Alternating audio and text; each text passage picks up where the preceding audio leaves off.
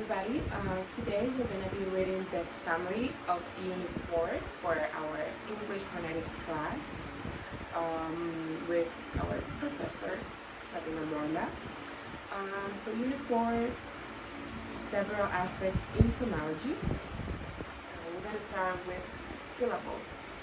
Syllable is a segment of speech that consists of a vowel with or without one or more accompanying consonant sounds immediately preceding or following. For example, I, out, to, snap, check.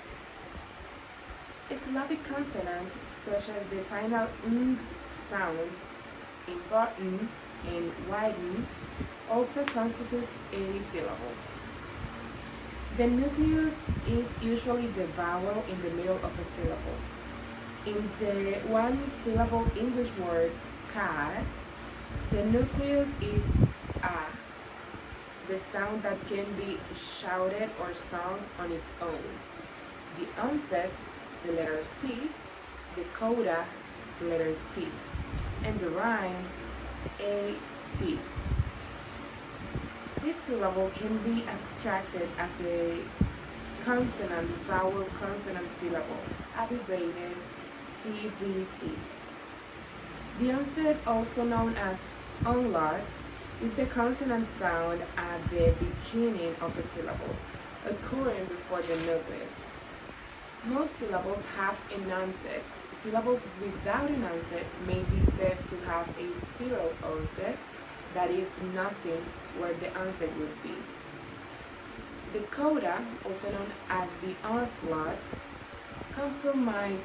comprises the consonant sounds of a syllable that follow the nucleus. The sequence of nucleus and coda is called a rhyme. Some syllables consist of only a nucleus, only an onset and a nucleus with no coda, or only a nucleus and coda with no onset. For example, the word out, which has just one syllable, has no onset because there's no consonant at the beginning. It has a nucleus which is OU, and it also contains a coda which is T, the letter T. The sequence of the nucleus OU and the coda T is the rhyme of this word. So, example number 2. The word ban, B-A-N, contains an onset, which is the letter B, a nucleus, which is the letter A, and a coda, which is the letter N. It also has rhyme, composed by N, A-N. Number 3, example number 3. The word carnival contains 3 syllables, car, C-A-R, me, and I, val, V-A-L. The first and third syllables contain onset, coda, nucleus, and rhyme, but the second contains just onset and nucleus. So we're going to move next to dialect. Dialect is a variety of a language that signals where a person comes from. The notation is usually interpreted geographically, regional dialect, but it also has some application in relation to a person's social background, class dialect, or occupational dialect. The word dialect comes from the ancient Greek dialecto, discourse, language, dialect, which is derived from dialogisty, to discourse, talk. A dialect is chiefly distinguished from other dialects of the same language by features of linguistic structure. For example, grammar, specifically morphology and syntax, and vocabulary. In morphology, word formation, various dialects in the Atlantic states have claimed climb, plume, clone, or clone instead of climbed. And in syntax, sentence structure, there are sick to his stomach, sick at his stomach, or sick in, sick on, and sick with. On the level of vocabulary, examples of dialectal differences include American English, subway, constructing with British English, underground, and corn, which means maize in the United States, Canada, and Australia, wheat in England, and oats in Scotland. Nevertheless, while dialects of the same language differ, they still possess a common pair of features. Although some linguists include phonological features such as vowels, consonants, and intonation among the dimensions of dialect, the standard practice is to treat such features as aspects of accent. In the sound system of American English, for example, some speakers pronounce greasy with an Z sound, which others pronounce it with a Z sound. Accent differences of this kind are extremely important as regional and class indicators in every language. Their role is well recognized in Great Britain, for example, where the prestige accent, called received pronunciation, is used as an educated standard, and differences in regional accent, both rural and urban, are frequent. There is far less accent variation in Canada, Australia, and large parts of the USA. Frequently, the label dialect or dialectal is attached to substandard speech language usage that derivates from the accepted norm. For example, the speech of many of the heroes of Mark Twain's novels. On the other hand, the standard language can also be regarded as one of the dialects of a given language, though one that has attracted special prestige. In a historical sense, the term dialect is sometimes applied to a language considered as one of a group deriving from a common ancestor.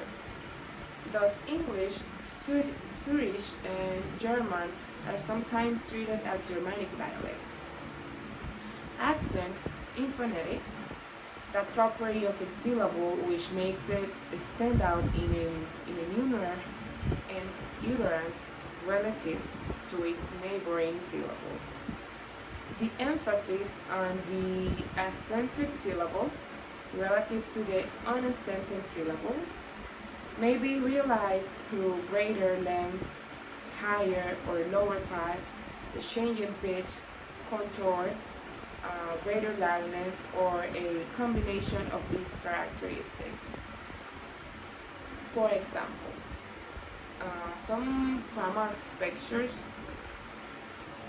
let's say slash differences between just these two dialects, British English and American English.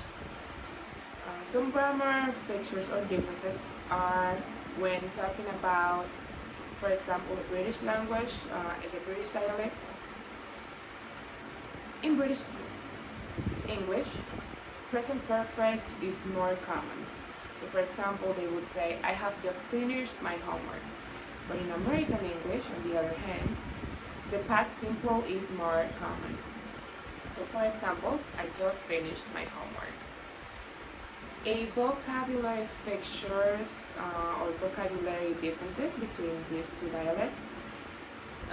In the British English, let's say, we would say High Street, while in American English we would say Main Street.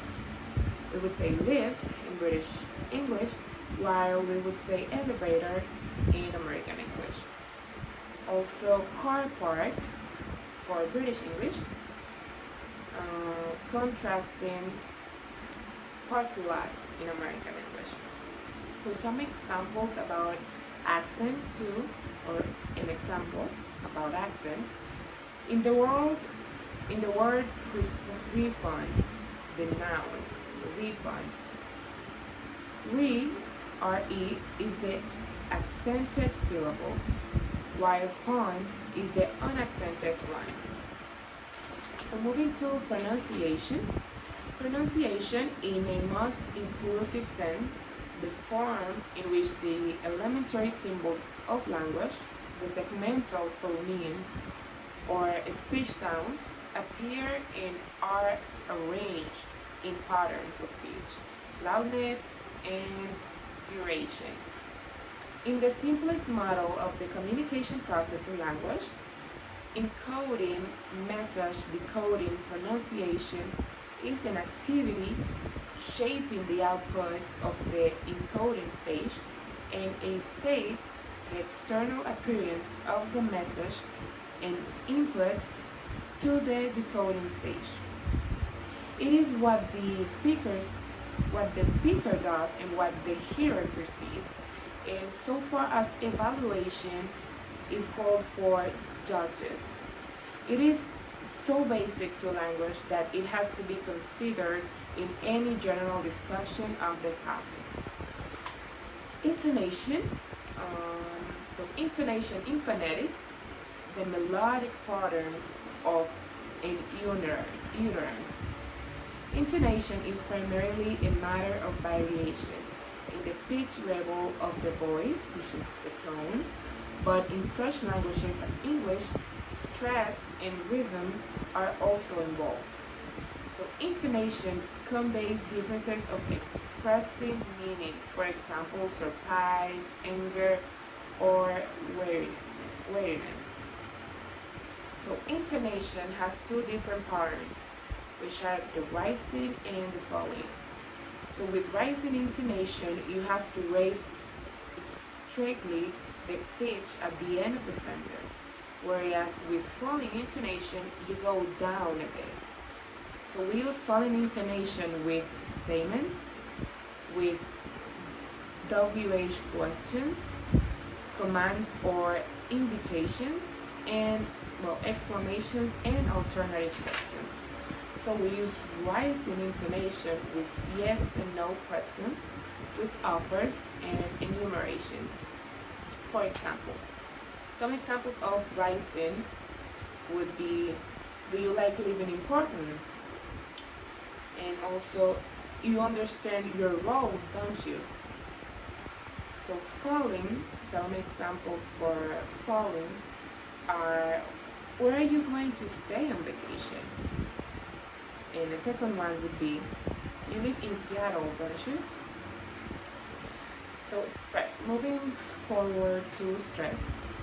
In phonetics, intensity given to a syllable of speech by a special effort in utterance, resulting in a relative loudness.